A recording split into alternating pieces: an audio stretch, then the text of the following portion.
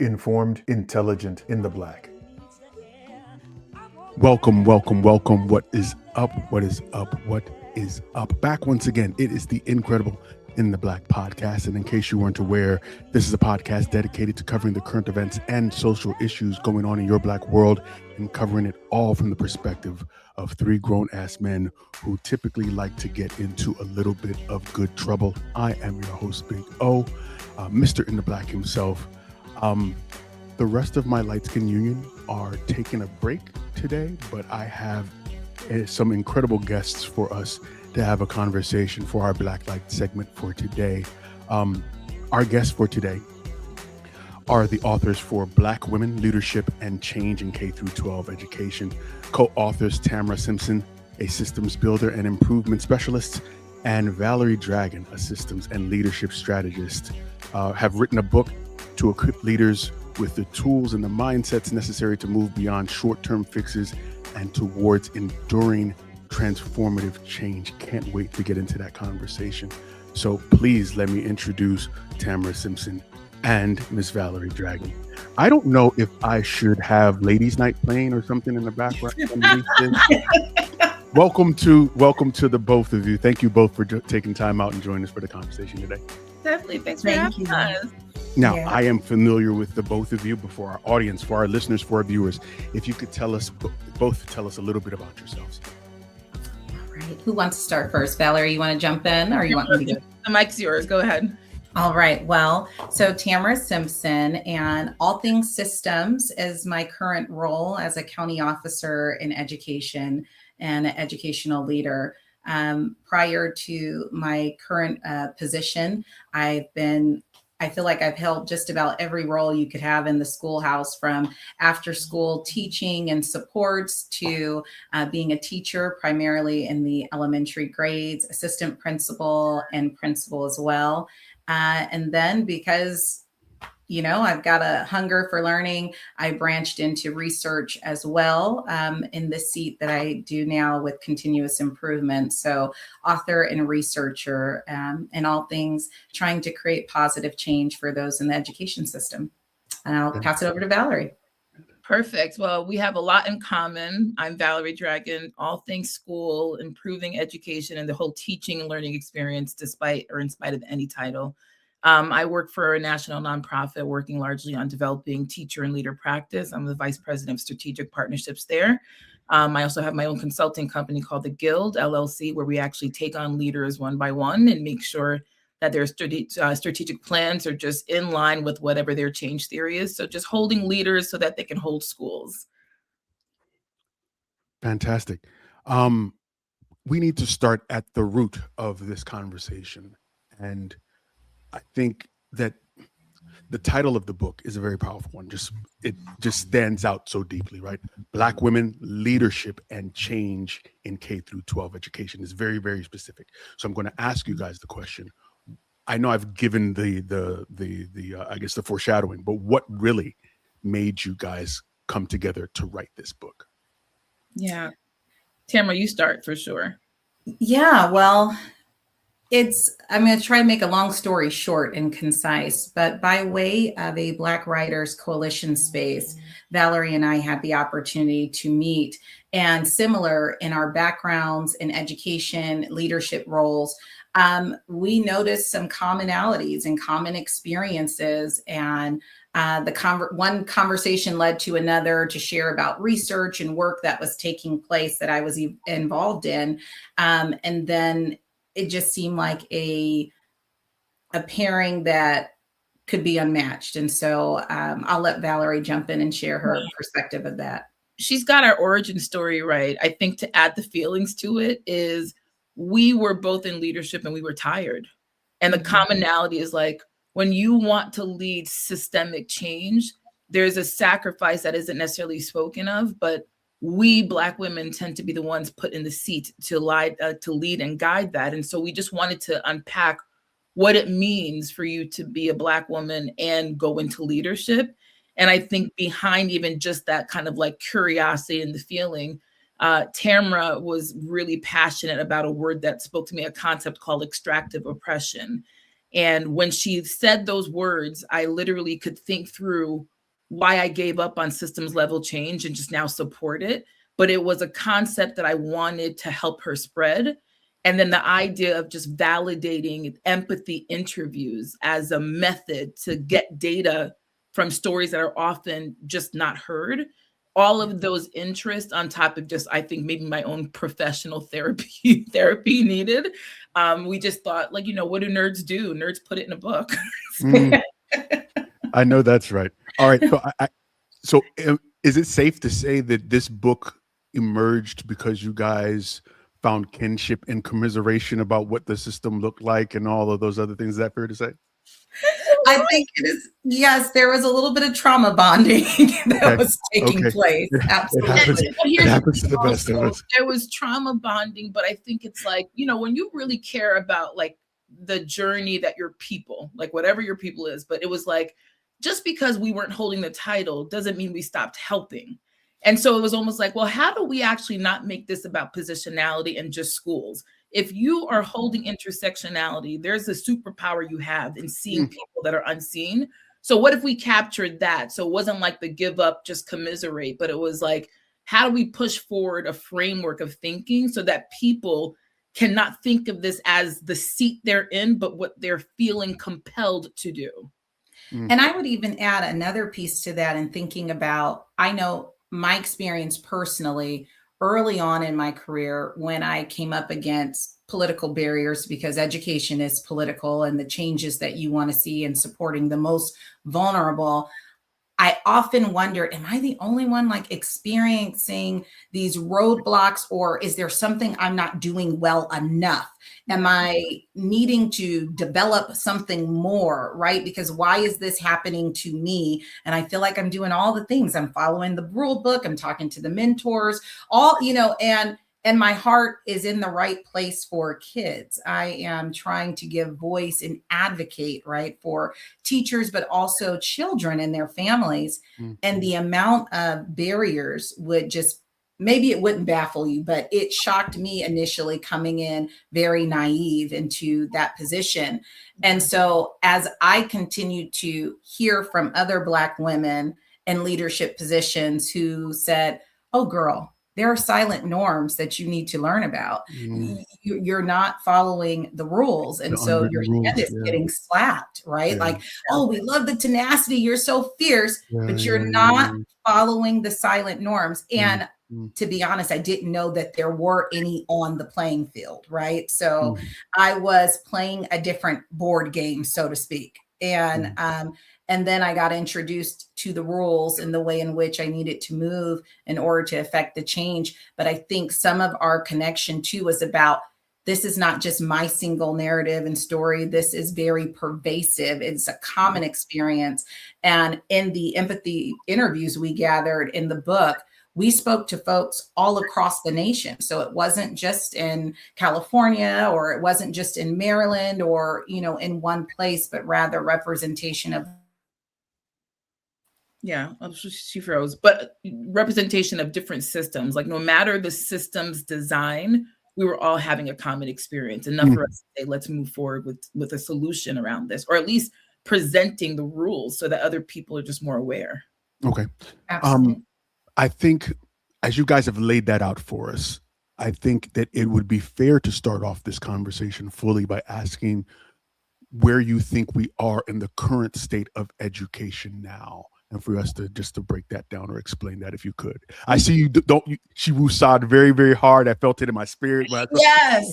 It's just because I think that there's an age that I want to call out. Like, I can't think about school and not think about like how I was schooled, and just wonder, like, are we further ahead, or like, are we just like stuck?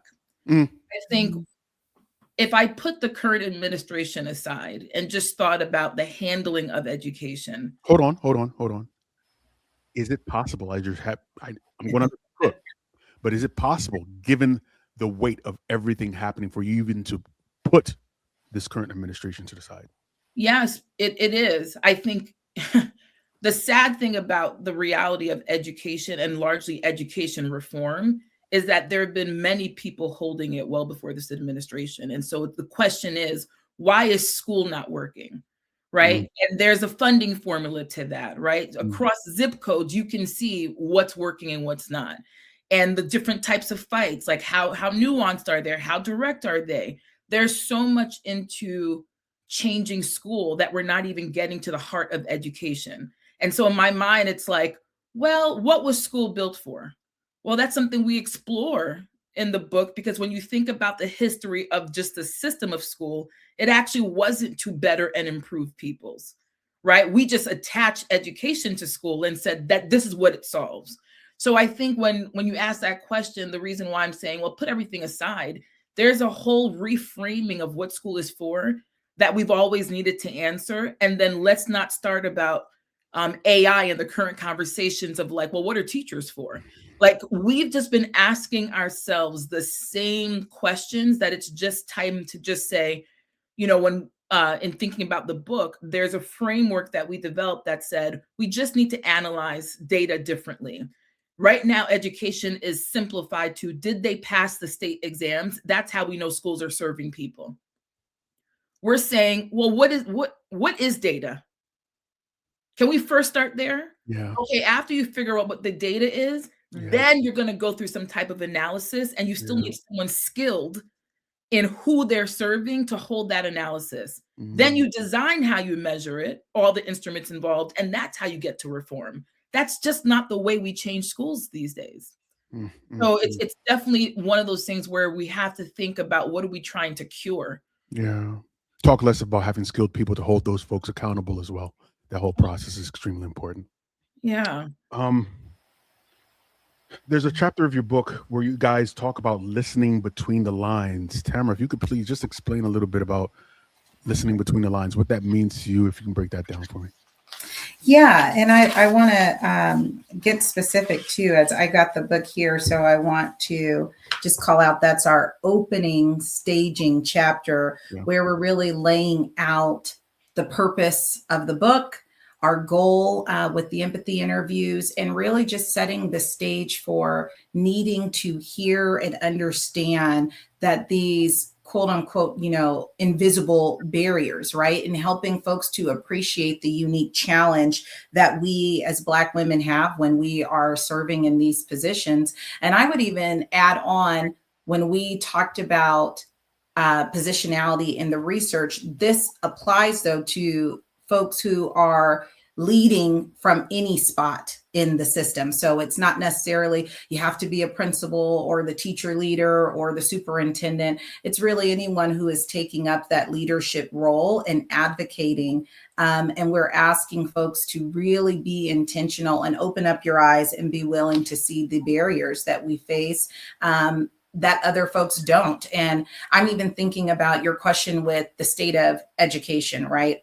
It, quite honestly, I think we named this in chapter 3, a polycrisis. There's so much going on in education, from chronic absenteeism with students. We know the achievement levels and the outcomes are dismal all across the nation. And some spots are having gains, but marginal when you compare it all aboard, either way. Then when we talk about the adults in the system, the burnout that's happening. And so I would argue, I think everybody is feeling a little bit of the pinch in the education system, but some of us feel it more, right? And so it goes back to that saying, well, if the dominant group is experiencing a cold, then Black folks and marginalized have the flu, right?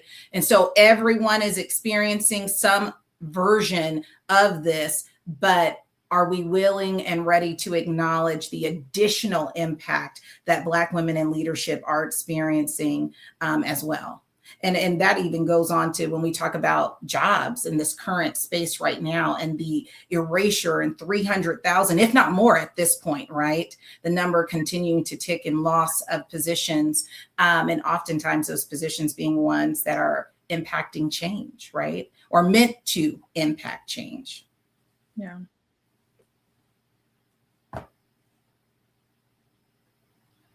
Oh, I can't. We're on here. Sound. Sorry, I had someone knock and I had to mute for a second. I told you it was going to be one of those days. Okay. Okay. You guys both referenced this phrase, empathy interviews. Can you go a little bit more in depth about the empathy interviews? Tamara, definitely take that one on. Yeah, so empathy interviews, we really wanted to use this as an opportunity to hear from those most proximal to the challenge, right? And so we actually call out in our contextually responsive methodology and systems in our framework that we speak of in the book that's oftentimes what's absent when we talk about change work in schools or districts. There's a survey that goes out that's really, measured quantitatively, right? So how many folks feel like this or feel like that? And then there's a question about whose voice are you capturing in that survey? Who's getting access to the opportunity to really lift their voice and share their experience? And so in an empathy interview, it is more intimate. It's that one-on-one conversation with someone going through some questions and really more of an opportunity to listen and hear their story. So there's a few guiding questions that we ask, but more than that, we set back and provided a safe space for folks to really share and do storytelling in that moment of their experience of the system and the things that they've gone through as a leader. And if I could add, it's like when you think about when you're putting something like a product at scale, you might often have like testers. Or if you know you're creating change, like Tamara said, you go ahead and you survey and you're just polling. The thing that was great about using the empathy interviews was actually going through the process to figure out, well, could people have large scale change and use this methodology? The answer is yes, because what we're positioning for folks is try an empathy interview to make sure you're actually even creating the right instrument, right? Because what we did was we went through the interviews, coded the interviews, and then from those codes, that's how we came up with the chapters of the book. So yes, we may have a story to tell, but is it a story that will serve many or most, right? And so just starting from the space of an empathy interview to ensure that you're actually setting up the right line of questioning was really the push that we not only gave ourselves, but are pushing systems. Yeah. You both talked about how, as you started to do some of this research and formulate things, you saw that there were other people that had similar stories. As you started to do the research, though, were there any preconceived notions that you had that ended up being turned on its head?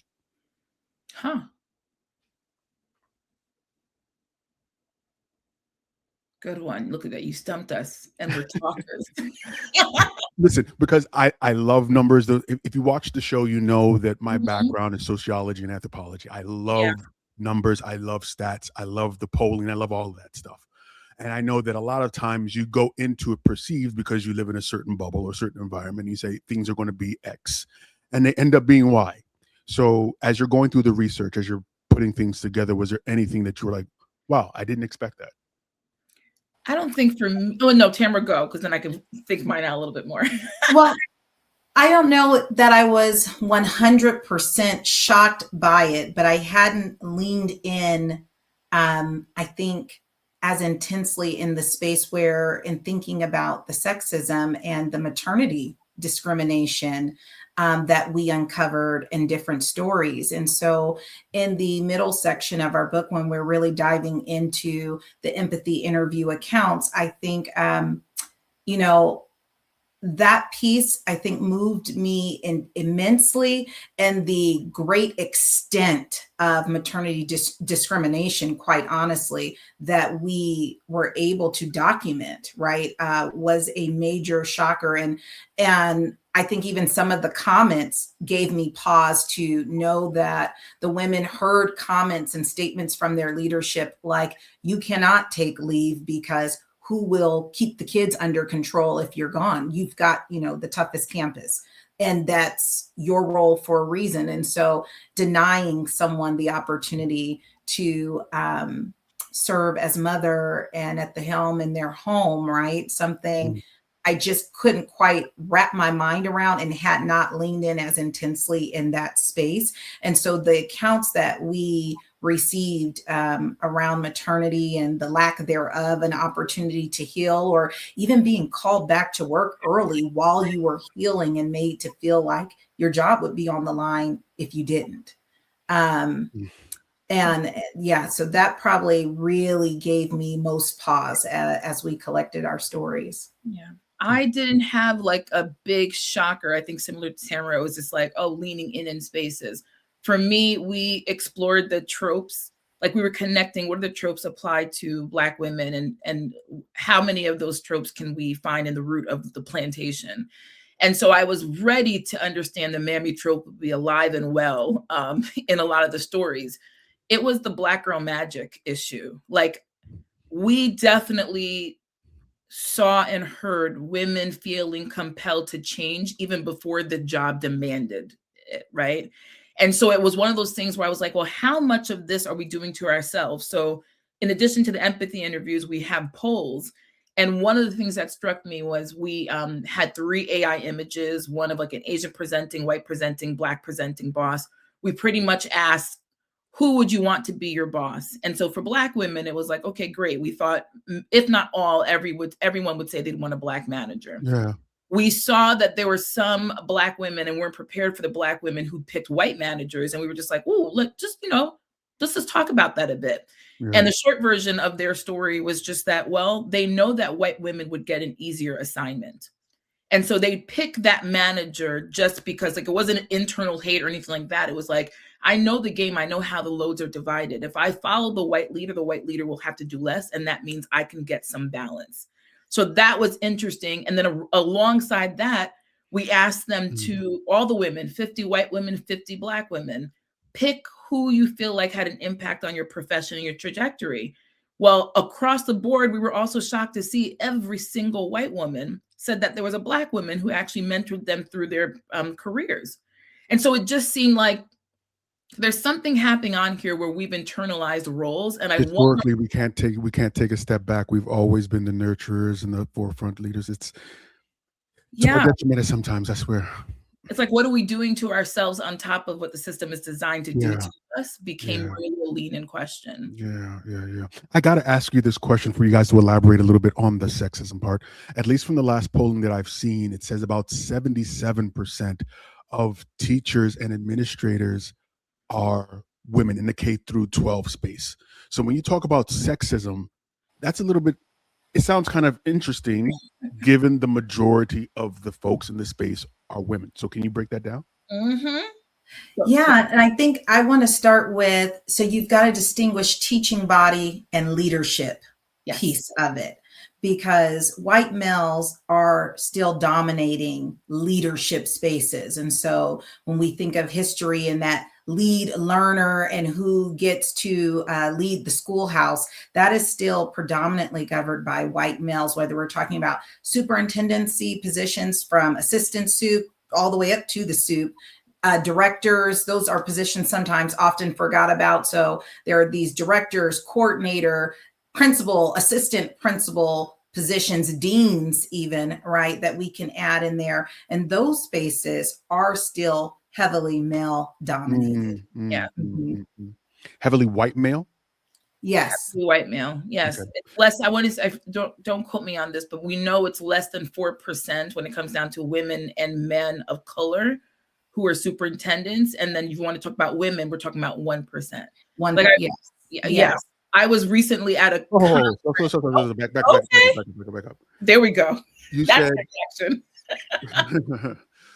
said in a field that is 77% women, you would hope that at least 13%, if you're trying to be equitable about it, would be Black women. You're telling me only 1%. Yes. Look, I'm trying to find where we had our stats written here. Yeah. And even if you pull up the current workforce, I've got the stat right here, last measured between 2022 and 2025. They're saying it's less than 2%, hovering somewhere around that 1.4%. 0.4%. That's And we're talking about for Black women superintendents. Mm. Yes. Yes. Do you think, and I mean, forgive me if I'm being presumptive, but do you think that part of that, outside of how the system is built, that there are women, because I know I've heard from male Black educators that say, I see what the game looks like, I know what it takes, and I'm tired. I don't have the energy to try and do all the things to make to push further. Do you think that there is some of that, the fight, and I use this phrasing intentionally, that the fight has been whipped out of our Black women, our Black men in positions of education, that they don't want to push forward into these more pronounced leadership roles? There's so much to that one. I feel like my gut thinking is first what I know happens largely what, like, the studies show what happens when women apply to jobs versus men. Like, we literally will just qualify ourselves out and say we don't have The skill set enough or whatever. skills. Yeah. Like, I wish for everyone the confidence of a mediocre white man, because if we could just channel that, maybe there would be more of us. So I think step one, how many of us say, oh, this is so much in credentialing that I don't think I can have that seat. I think that's step one. Yeah. Then I think two, especially when I think about Black men very specifically in the field, because even though this is about Black women, the learning still apply. So many Black men with degrees, with credentials, are reduced, and I'm gonna say reduced intentionally, reduced to cultural roles in schools. Be the dads that are absent. And also that's an assumption, right? Yeah. So I come with my full degree, and what you want me to do is be a disciplinarian or Yeah. right? Yeah. So there's so much that I think it's like, yeah, we're perpetuating a lot of unproductive mindsets when we think about holding that seat. Yeah. But I also think that just gives credit to who we are also as a people. We're not playing games when it comes to our children. Yeah. Of course, we're asking questions of ourselves before we go ahead and take on a task of leadership. But I feel like the system puts hurdles in place. You're talking about 70% women. Well, if you assume that most women are holding a weight of family, has the system designed itself to embrace accommodate that? women? There's so much. If you want us to lead, help us. Yeah. For those of you that watch the show, we know that Elgin is a school teacher in the Philadelphia school district, and he has lamented being pushed into roles of being the enforcer, the disciplinarian, the overseer, all the things that have nothing to do with his skill set and what he's there to actually teach and roll with the children. So it's sad to hear that is across the board, especially when you find in our communities being forced by white people to be in those roles when you know exactly how to impact better our children. So exactly. Can you talk a little bit more about the microaggressions? Because I know that's also part of that larger picture. So can you lay into that a bit for me? Yeah. And I even think this question segues into it, right? Because it's an automatic assumption that folks make that, oh, you can do this as the disciplinarian. So where does that perspective, bias, or even viewpoint come from, right? That you're better suited to handle this role than anyone else in the house. And I just even want to add, and it's a double bind, because I even experienced that as an elementary teacher, and you don't want to be seen and set as that's your one skill set. But there is something important too about the opportunity to provide protection for some of your students and all of you, quite honestly, who are not being advocated for or given the opportunity for a safe and culturally responsive learning environment, right? And so I know, at least in my story, I felt compelled to allow my classroom to be a refuge for those students who were being misunderstood and having comments made by other educators on the campus like, you'll end up in jail just like 1, 2, and 3, or this or that, or you won't be this, right? Or even a case of profanity used, and we're talking about 4th grade, and diminishing a child that way. And actually, most of these accounts were Black males. So children, Black boys, young Black boys having that experience in the school system. So the double bind of, you don't want to only be viewed in that way as your skill set and be the only one on the site carrying that large task, right, of support and protection. But at the same time, I know for me, I felt called to go on and the system forcing you right into that space, because there was no way I was going to watch and witness what I was witnessing and not step in. So, right? so the question becomes, how do you balance that then? How do you become a constant advocate, a constant shield, a constant mouthpiece for people, for children that are being marginalized and mistreated, without you as a teacher, as a professional, then being labeled as a rabble rouser, as a troublemaker, as all of the things? I have to take this one because it's making me remember when I first was interviewed to be a principal. And I will just say, for a shorter version of the story, it was, oh, she's well-spoken. She's also pretty adept in content, AKA they didn't think I was Black enough to serve an all-Black school. Jesus Christ. The way that they coded it in the interview question was they were saying, Dragon, would you consider yourself more instructional or more cultural? And I remember thinking to myself, this is a coded question.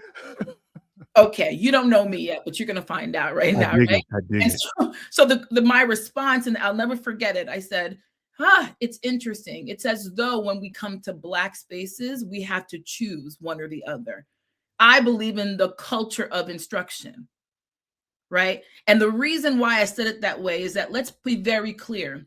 If you are the rebel rouser, then they were going to design systems to quiet you and silence you. You could be like the golden handcuffs of leadership. You feel like you are living in gold, but you're still tied down to some unseen, the unwritten curriculum, so to speak. Bird in the gilded cage is still in the cage. Yeah. Okay. Yes. But the other issue with why I'm saying, if you want to advocate for students, don't accept that cultural, because what they're expecting you to do is, in short, love kids dumb. Never push them. Don't push them into rigorous spaces. Just love them, because behind that assumption or demand, or behind that demand, is the assumption that they are coming from families that don't already love them. And they'll become docile in the long term too. You don't want them to be out there challenging folks. Yeah. I think what it boils down to is, like, when people are talking about CRT and all these other things politically, what you have to really understand is that the system doesn't want you to ask questions. Yeah. There it is. Right? Not only do they not want you to ask questions of yourself, like, could I do more? Yeah. Can I literally lead for change? They don't want you to don't want you questioning the system. No. And guess what? They want you to design students that don't even know that there are questions to ask. Right? So if you're talking about advocacy and leading, the question is, what are the questions you're always asking yourself? What does self-interrogation look like for you? Because that's the only way you know, or can even have an advocacy opportunity surfaced. Yeah. All right. There's a portion of the book where you guys talk about justice by design. Valerie, if you could please just give me a bird's eye view of what justice by design looks like. Or can you not do a bird's eye view? I'm not gonna, no, I feel like you just got me somewhere. Let Tamara take that one. Tamara, you start, because I'm like. Valerie wants to set fire to rain. Okay, go ahead, Tamara. So in our chapter, Justice by Design, that was really us getting into the space of, so we're asking you to examine the challenges and the problems of practice on the school site. And quite honestly, it could be across any sector. So not only education, with the lens of continuous improvement and intersectionality. And so really taking those two and merging it together and asking folks to be contextually responsive, really leaning in and do the things that are often not done, right? By hearing from those who are most proximal to the challenge, and then being willing to map out what parts of the system do we need to reimagine and redesign, and what is it going to cost? And really getting an account of, and are we willing in that space to push forward and do that work, and really embodying that continuous improvement spirit to say, how do we get that 1% better, right? How do we continue to chip away at it, recognizing that it's not going to happen overnight, but really, how do we start mitigating the harm that's happening inside of these systems, right? And whether that's when we think about microaggressions, and Valerie and I have often talked about what happens in HR, like where is this documented and held?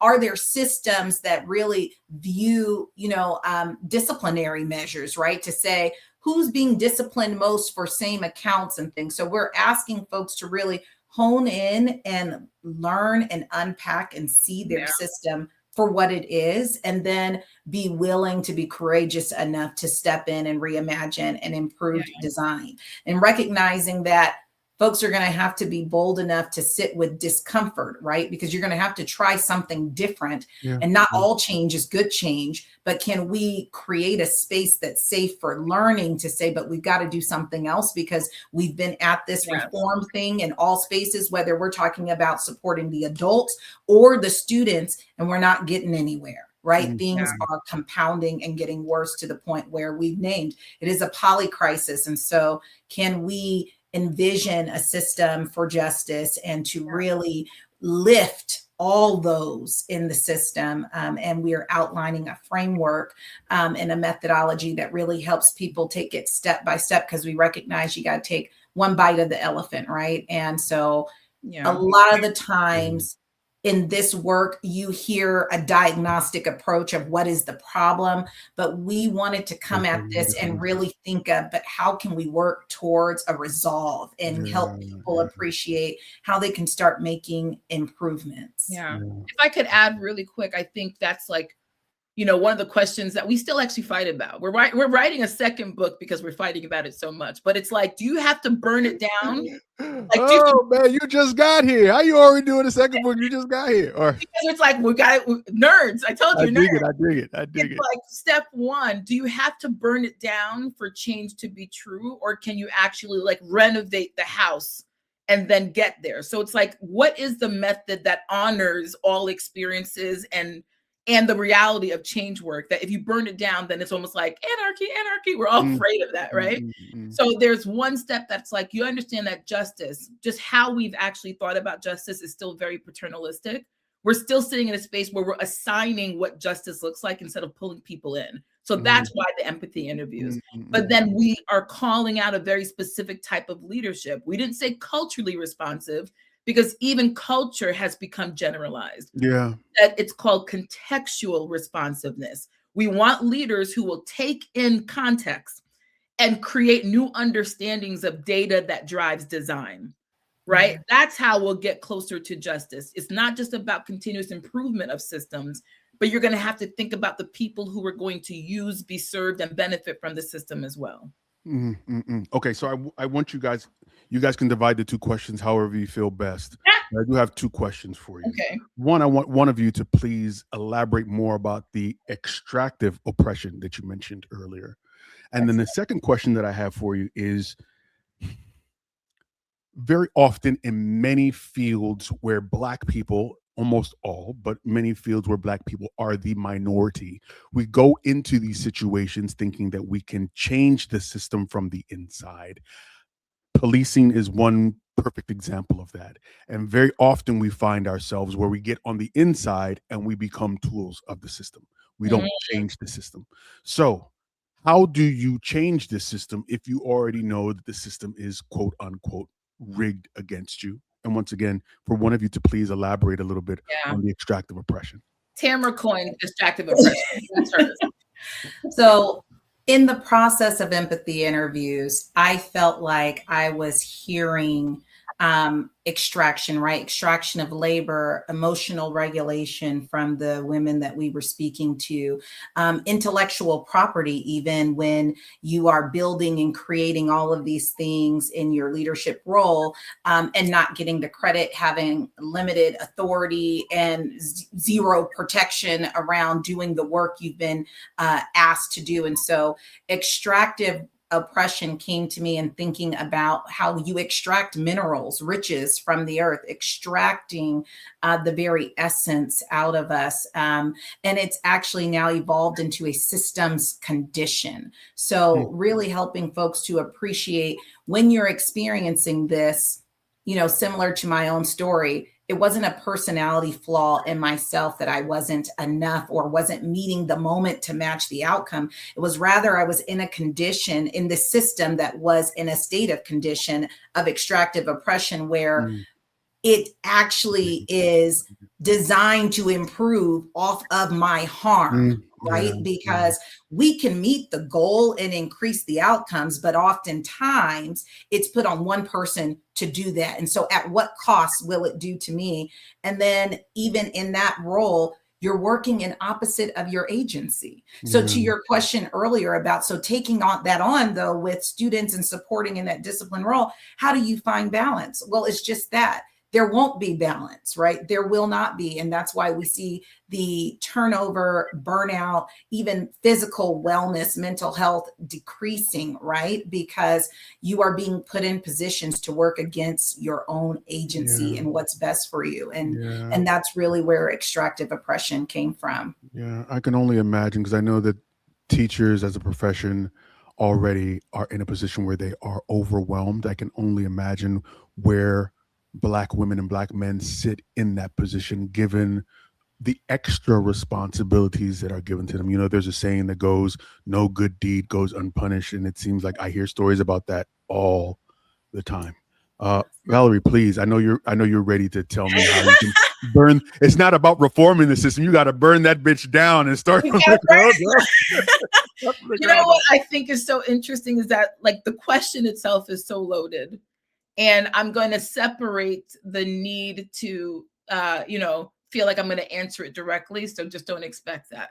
One, I feel as though we have to first understand that being a change leader is not the same thing as being a hero, right? And we're not expecting heroicism, right? Because heroicism, anytime we've talked about it, there's a little bit of like the humanity being lost, like you're the superhuman who could just bypass all the things. When you are in a system and you want to create change, part of me just says, are you built for that? Right? There are a bunch of people who want things to change, but then you can't even change the most basic things about yourself that you have control over. Like, do you even have the discipline for change? Right? Not everybody is a change maker and a change cold-blooded, boy. That's cold-blooded. So I want to say, like, let's be real, because you have people who are not even built like that. Don't use them. No, because I want to be honest. It's because you'll have people who will tell their stories and then change your purpose, right? I don't want you to listen to people who saying, I tried to fight the system, and you're kind of like, you still can't change your socks. You still can't, right? So there's a pause on, you can contribute to change, or you could be a change leader, and you have to be built to be a change leader. That's the first thing. The second is, it's like, how are you defining change? Usually when change doesn't work, it's self-serving, because change has never happened alone. So if you're changing something for yourself in a system that's messed up, it's not going to work. Right. But if you can actually get co-conspirators to align themselves with your vision for change, and you can articulate change and make the route to it accessible, then you're not doing it alone. And guess what? You're one step further than everyone else. Right. So it's, can I lead for change? And what is the change that benefits all? Because being, self-serving, that's not what we're talking about here. It's like large scale change does require strategy. Right. And so I think it's like, just figure out who you are. Are you trying to contribute to positive and productive impact? Well, that's small. Like, that could be something small. I started an affinity group at work. Right. If you did that, that's great. It's improved conditions as change.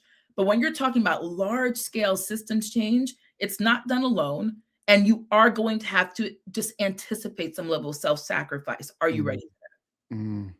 Or are you just using I guess the cloak of change as a route to get proximity to power, or to, so that's a whole nother conversation. You don't want to open that door. No, because as you're saying it, I'm really trying to flesh out all of and I don't use this term disparagingly, I flesh out all of the horror stories I hear from people in their professions, people with degrees and skill sets that tell you all of the things. And you hear very often stories about these these informants, for lack of a better description, right? They come into the system saying they want to change the system, and then ultimately end up becoming tools of the system, or just getting closer to proximity of power, and then throwing throwing the whole agenda off whack. The intent matters. I think, like, honestly, if I could, unfortunately, I think mostly of like Black men, and so I can't really think of a Black woman who I'd add to this right now, maybe Stacey Abrams. But if you really think about how does a lot of large scale change happen, and you can always go back to someone who sold a story to many people very well, and that they were able to get people to believe. So like part of me says, if you're looking for a product or something tangible at the end of it, you're probably not designed for change, because anyone who actually is leading for change starts by vision setting. They just want to figure out how many more people can see it the way I see it. And they don't even risk the change until there it is. So am I tripping or not? Yeah, I dig it 100%. Right. So go back to everyone. I could remember the first time when Obama spoke, and I was like, oh, right. It's that moment that says, I think I can believe in change too. So if you're really in a system and you're trying to change it, recognize you will be a tool if you're looking for a product or a specific outcome. If you're trying to change beliefs, like hearts and minds, that's something different. Okay. And you know what? I want to just add one piece to that, because there are some folks who are trying to get closer to the power structure. And then I feel like it's important to name, especially as I'm rereading Animal Farm by George Orwell. There are some folks who, in a space of tyranny, you're hoping to create change, right? And then there's something about how pervasive the system is, that the persons who start out as decision makers, and in that story, it was the pigs, right? They started out wanting to create a better opportunity and space, right? And I feel like that story even speaks to an example of extractive oppression, quite honestly, where the farm is being sustained by extractive labor, right? Everyone on the farm is benefiting by the animals, except for the animals being able to benefit from their own reap, right? So quite honestly, a allegorical example of extractive oppression.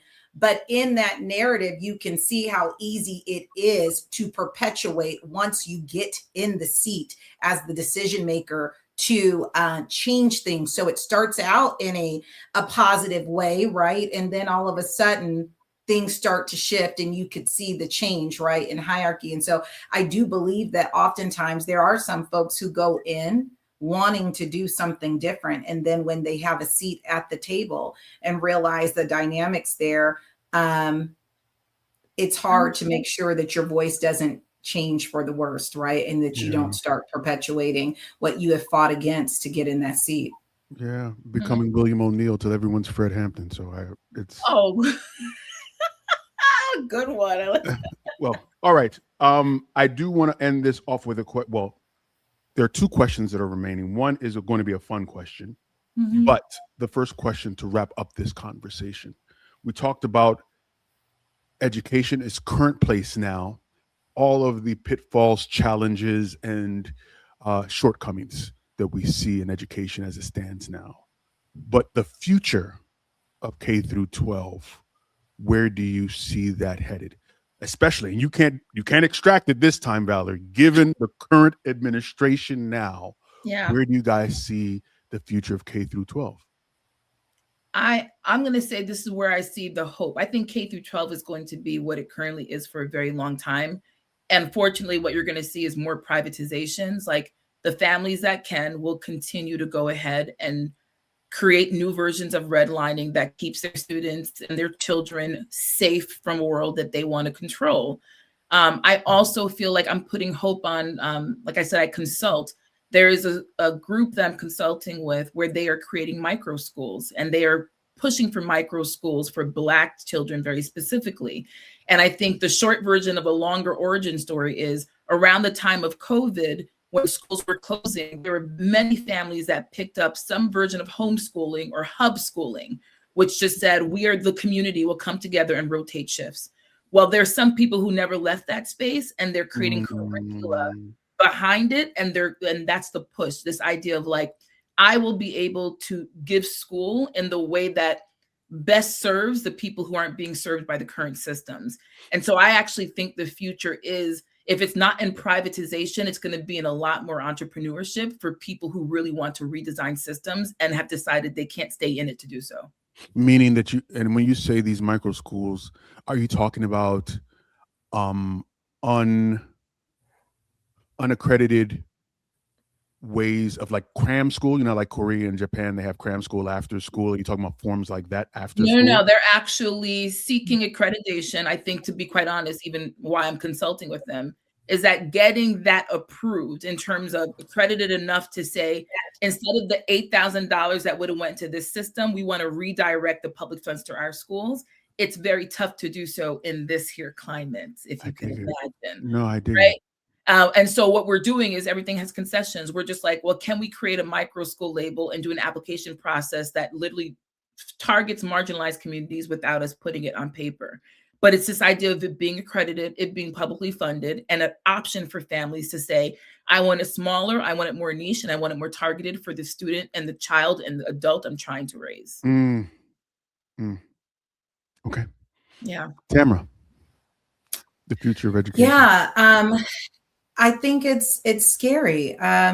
I'm also thinking about the role that AI plays as well. And so I can see bright spots in some ways, and I see a division, right? Another level of have and have nots, and opportunity to access for learning and quality learning, right? And so, to Dragon's point, those who have will put their children in the spaces where they can get and continue to do in that way. But those who are most vulnerable will continue to be most vulnerable and experience disparities and setbacks, and I think a lack of resource. And so, I'm holding hope, right, for those who are, I talk to a lot of leaders who are starting charter schools and creating other spaces and these hubs and pods for learning, and trying to do wraparound work to say, if this is what's coming, how do we mitigate it to make sure that our most vulnerable are safe, protected, and getting access? So I'm encouraged by that. But there's a part of me that just says the challenges are just becoming extremely large. And so some change effort has to take place really in order to try to see if we can really have some impact and make a difference, not only in student outcomes, but in the learning environment and the work environment for the adults in the system as well. There's so much more, so many more questions that I would love to ask you guys, to be honest with you. We could talk about this for a very, very long time, but I would like to end this conversation on a positive note. Okay. Given that you've explained that this book was written by two nerds who commiserated, saw a need, and wanted to fill a need, and as two educators, okay, I have to ask you, if you were to say that there is a character in either a book, a film, short story, video game, doesn't matter, that you relate most closely to, who would that character be and why? I will let you know that this is the question that I typically ask people that I'm meeting for the first time. So I'm going to ask you this question because the answers can be very, very eye-opening. So I'm going to let, I'm just introducing myself to Tamara. I want Tamara to go ahead and answer that question first. Please, thank you. Well, you know what? I'm going to do a throwback to Susie. I think it was Susie Q from Rugrats, in her role there with the Rugrats cartoon. She certainly put herself in a leadership role and space to rally the group and the crew there. And she was a voice of reason. Sometimes she didn't always win out, Angelica was very influential and got her way often. So, But she was always willing to still, even when the rest of the group wasn't behind her, hold her own, even if that meant on some episodes, she's like, I'm going home. I'm just not going to play. And so I am definitely known to say, I'm going to pack up all my stuff and I refuse to play the game. So Dragon knows that about me. And I am not afraid to say, okay, this is going in the wrong direction. And so since it's not the way I want to move, I'm just going to pack up and say, I'm out. I dig it. Okay. All right. Go ahead, Dragon. It's your turn. I literally tried to rack my brain and nothing came to me. All I could think was, this is so sad. I want to say, separate from sleeping with the white man, I'm going to still have to go to Olivia Pope and Scandal. It's the first thing that came to mind, because you have to understand my job. My job is like to go around to schools and teams, and they're just like, this thing called school is not working. And I'm like, fix it. Here's the plan. Right? So I just, like, honestly, my team is like, can't you just Pope it, Dragon? And I'm like, I'm so accustomed to just feeling like, be the fixer. You try to do me in. I asked you a simple question. Your husband's a nerd. I would have thought that these are things that would have been percolating in the back of your mind already. No, because I'm telling you what, my husband would be like, why didn't you say Storm? Why didn't you stay Storm? I'm like, because I want the hair to match. Like,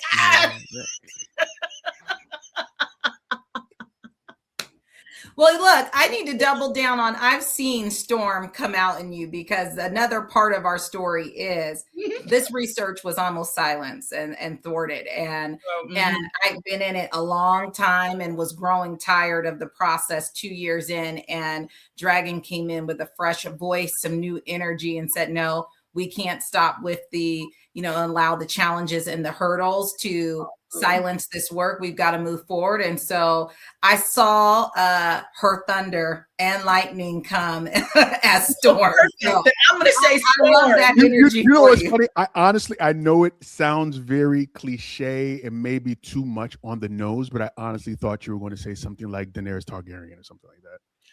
Here's the thing. I was not happy with her ending. That was the first thing that came to mind, but I'm sorry. For her to be the Khaleesi and go out like that was just... That's fair.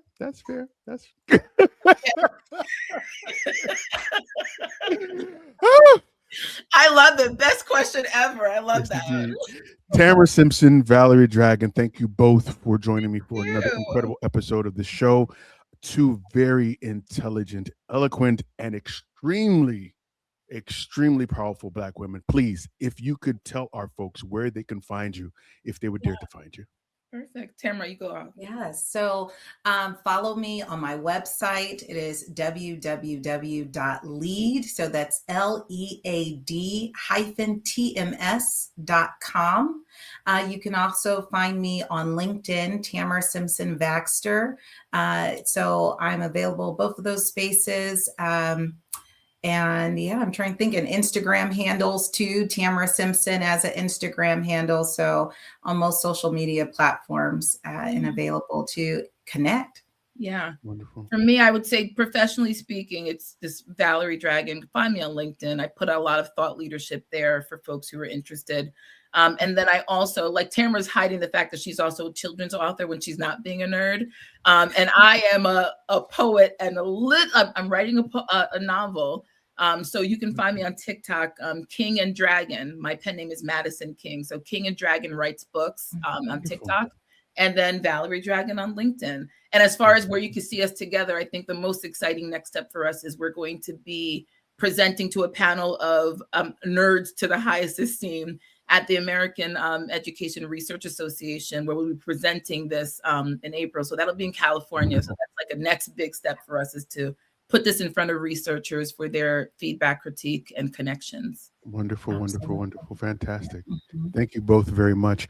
And I am Big O, Mr. in the Black himself. You can find me on Twitter and on Instagram and TikTok, if I'm there occasionally, at MR_in the Black. And I want to thank you guys for joining us for another incredible episode of the In the Black podcast. You could have been anywhere else in the world, but you chose to kick it with us, and we really appreciate it. Make sure you follow us across social media at In the Black PDCST on Facebook, Twitter, and on Instagram. And of course, if you want the behind the scenes content, you can come on over and join the family and come on over to our Patreon. We promise you will not regret it. But until next time, informed, intelligent, in the Black. Peace. Thank you. Thank you.